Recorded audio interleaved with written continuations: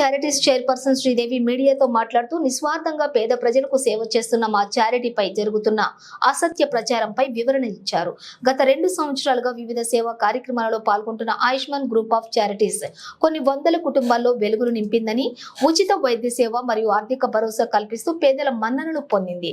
ప్రజలకు సేవ చేయాలనే సంకల్పంతో సాగుతున్న ఆయుష్మాన్ గ్రూప్ ఆఫ్ చారిటీస్ సంస్థ గుర్తింపు పొందిన సభ్యుల వివరాలు తెలియజేయడం జరిగింది. ఆయుష్మాన్ గ్రూప్ ఆఫ్ చారిటీస్ ప్రతిష్టకు భంగం కలిగే విధంగా వ్యవహరించేటటువంటి వారిపై కఠినమైన చర్యలు తీసుకుంటామని, గతంలో ఇలాంటి చర్యలకు పాల్పడ్డ వారిపై పోలీస్ కేసు నమోదు చేయడం జరిగిందని అన్నారు. కార్పొరేట్ కంపెనీలతో అనుసంధానమై సిఎస్ఆర్ ఫ్రెండ్స్ ద్వారా మేము చేస్తున్న కార్యక్రమాలు భవిష్యత్తులో ఇంకా విస్తరిస్తాయని తెలియజేశారు.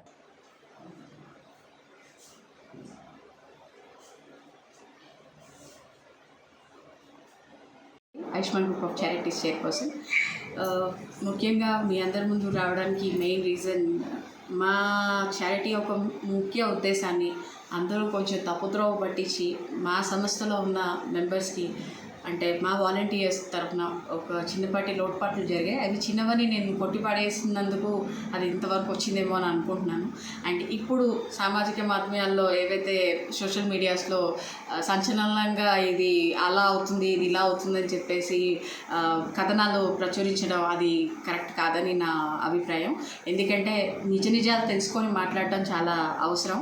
అండ్ ఇలాంటి నిజాలు మాట్లాడినందుకు అండ్ ఇలాంటి నిజాలు మాకు చూపించినందుకు ఫస్ట్ ఆఫ్ ఆల్ ఎవరైతే వచ్చారో వాళ్ళందరికీ మా ధన్యవాదాలు. ఇది ఎందుకంటే ఇది ఇక్కడితోటే మేము ఆపైపోతున్నాం కాబట్టి దీని మీద మేము ఆల్రెడీ కేసు ఫైల్ చేయడం జరిగింది 2023లోనే. In the month of June మంత్లో మేము ఆల్రెడీ కేసు ఫైల్ చేసాం.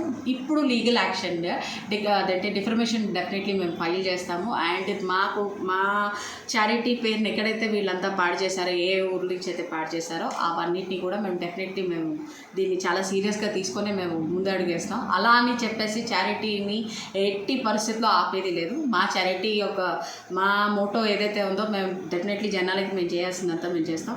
ఇంకా చేసిన వాళ్ళకి, ఇంకా మేము చేయబోయే వాళ్ళకి ఇంకా మా సహాయ సహకారాలు ఎప్పటికీ మేము అందిస్తూనే ఉంటాం. మెంబర్షిప్ అనే ఒక పేరుని తీసుకొని మెంబర్షిప్ని చాలా నీచంగా, చాలా దాన్ని వేరే రకంగా ఎలాబరేట్ చేసి చెప్పి వాళ్ళని వేరే రకంగా మోటివేట్ చేసి చెప్పినందుకు కాను ఇది నేను రియాక్ట్ అవ్వాల్సి వస్తుంది. మెంబర్షిప్ ఒక నిర్వచనాన్ని చాలా చండాలంగా చేశారు. మెంబర్షిప్ అంటే దీన్ని ఏదో మేము కోట్లు తీసుకుంటున్నామనో ఇంకోటి అనో మాత్రం కాదు. ఇది మెంబర్షిప్ అనేది జీవితాంత కాలానికి వాళ్ళు కట్టుకునే ఆ 1000 రూపాయలతో వాళ్ళు కూడా మిగతా వాళ్ళకి సాయపడతారన్న విషయాన్ని మేము చాలాసార్లు చాలా సందర్భాల్లో చాలా క్లియర్గా చెప్పాము. ఇది వాలంటీర్స్ వేరే ఊర్లలో ఏం చెప్తున్నారు అన్నది సరిగ్గా తెలియడం లేదు. సో దయచేసి మా అందరికీ విన్నపం ఏంటంటే, ఆయుష్మాన్ గ్రూప్ ఆఫ్ చారిటీస్లో ఉన్న స్పెషల్లీ ఉన్న ఏరియాస్ని నేను ఒక్కసారి ప్రకటించాలనుకుంటున్నాను. వాలంటీర్స్ పేర్లు నేను ఇప్పుడు అనౌన్స్ చేస్తున్నానండి. వీళ్ళ పరంగా ఏదైతే ఉంటుందో అదే జెన్యూన్గా ఉంటుంది. అండ్ మిగతా వాళ్ళ పేర్లు నేను మళ్ళీ ఇప్పుడు చెప్తాను. వీళ్ళతో మాకు ఎవరితో అయితే ప్రాబ్లం ఉందో అది కూడా చెప్తాను. ఆనంద్ గారు ఆనంద్ గారు కూడా మహేశ్వరం మండల్, అనురాధ మల్కాజ్గిరి, భాగ్యలక్ష్మి మల్కాజ్గిరి, ఇంద్రమ్మ మొయినాబాద్, జమున చిలుకూరు, జ్యోతి నేరేడ్మెట్, జ్యోతి మహేశ్వరి మండల్, సర్జిత్ తిరుమలగిరి, కల్పన ఆలేరు, నారాయణ్ గారు స్టేషన్ గన్పూర్, కొండా సునీత విజయ్ నగర్ ఇక్కడ బండ్లగూడ, లక్ష్మి పాన్ బజార్, మోరా రాధిక, కల్పన, నీరజ, మనీషా, ఇది గుండేడు విలేజ్ అండి మనీషా అన్న అమ్మాయిది. ఇది కూడా వరంగల్ డిస్ట్రిక్ట్ సైడ్లో వస్తుంది. Pramila Tukuguda, Sumalatha Thimmapur, Sangeetha Neredmet, Rajeshwari Neredmet, Ramadevi Malkajgiri, Yadalakshmi, Shailaja Bhagya, east Maredpally and west Maredpally, Sangeetha Rajiv Nagar, Latha Rajiv Nagar, Shivani BJR colony, Sumitra garu ఆవిడ మన ఆర్గనైజేషన్ నడుపుతూ ఉంటారు, మన మహిళా మండల్, ఆవిడ కూడా సికింద్రాబాద్ ఏరియా నుంచే. స్వప్న, ఈ అమ్మాయి వేరే విలేజ్ నుంచి, అంటే అది వేరే డిస్ట్రిక్ట్ నుంచి చేసింది ఈ అమ్మాయి. ఆ అమ్మాయి నాకు తెలిసి వేరే ప్లేస్ ఉంటుంది, ఆ ప్లేస్ ఎగ్జాక్ట్లీ తెలియదు, బట్ స్వప్న అమ్మాయి పేరు. స్వరూప, ఈ అమ్మాయి కూడా బండ్లగూడని. నవనీత కేశంపేట్, సువర్ణ, అనురాధ, శ్రీలత మోయినాబాద్, శ్రీలత మాల్ విలేజ్ అండ్ శ్రీవాణి, వీళ్ళు మా మెంబర్స్.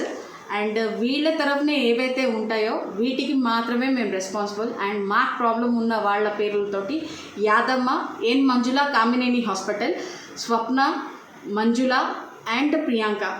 ఈ మంజుల అనే ఆమె వచ్చేమో సర్దార్నగర్ ఏరియా, వీళ్ళతో కొంచెం మాకు డివిజన్స్ ఉన్నాయి డెఫినెట్లీ. అండ్ సుజాత అనే అమ్మాయితో బేసిక్లీ మాకు జనరల్గా అక్కడి నుంచే ప్రాబ్లం స్టార్ట్ అయింది. ఈ అమ్మాయి తరఫు నుంచే ప్రాబ్లం అంటూ క్రియేట్ అయింది వలన వీళ్ళందరూ బయటికి రావడం జరిగింది. అండ్ దీంతో పాటు ఇంకొక 20 మంది ఉన్నారు.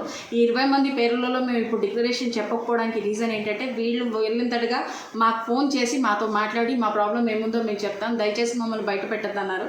ఆ ఒక్క రీజన్ మీద వాళ్ళని మేము వాళ్ళది ఏముంది వాళ్ళ పరిగణనలోకి తీసుకొని వాళ్ళది ఎంతవరకు ఉంది, అది నిజమా కాదా అని చెప్పేసి మేము 1700 అప్లికేషన్స్ని క్యాన్సిల్ చేయబోతున్నాము. ఇది మేము సభాముఖంగా అండ్ ఇది మేము అందరు మీడియా ముందుగా మేము చెప్పదలుచుకున్నాం. బికాస్ వీళ్ళల్లో ఎవరైతే ఉన్నారో ఈ 24 మంది తెచ్చిన అప్లికేషన్స్ 17 క్యాన్సిలేషన్ అవుతున్నాయి.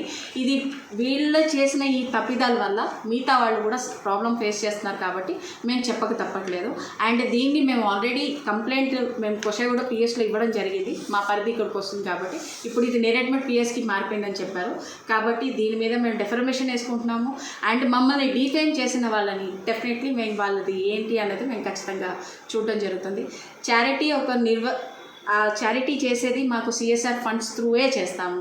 అండ్ మాకు ఎవరైతే దాతలు ఇస్తారో వాళ్ళ బట్టే ఇస్తాము. వాళ్ళు సంవత్సరానికి ఇస్తారా, 2 నెలలకి ఇస్తారా, 3 నెలలకి ఇస్తారా, వచ్చిన డబ్బుల్ని అందరికీ మేము పంచుతామే తప్ప దీంట్లో ఏ ఒక్క రూపాయి కూడా తేడాగా ఉండదు. మీరు ఎప్పుడైనా వచ్చినప్పుడు కూడా ఎవరైనా కనియండి ఓపెన్. అండ్ నేను ఈ డిక్లరేషన్ ఇచ్చిన ఈ పేర్ల వరకే మాకు సంబంధం, మిగతా వాళ్ళతో మాకు సంబంధం లేదు. ఆ ఏరియా వైజ్ కూడా మేము చెప్తున్నాం. Kandukur mandal and Madugula district, Madugula village అనుకుంటాం, మాడుగుల్ల ఇంకోటి అటువైపు ఏవో ఒక 4-5 ఊరు పేర్లు ఉన్నాయి. అవి కూడా నేను డెఫినెట్లీ అవి వేస్తాము.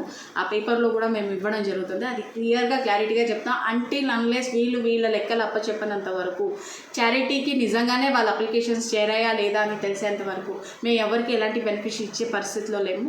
దయచేసి ఇది జనాలు కూడా అర్థం చేసుకొని వేరే వాటికి వచ్చే అడ్డమైన వీడియోలకి కాకుండా కరెక్ట్గా ఉన్న వాటికి సానుకూలంగా స్పందించాలని మా మనవి. Thank you.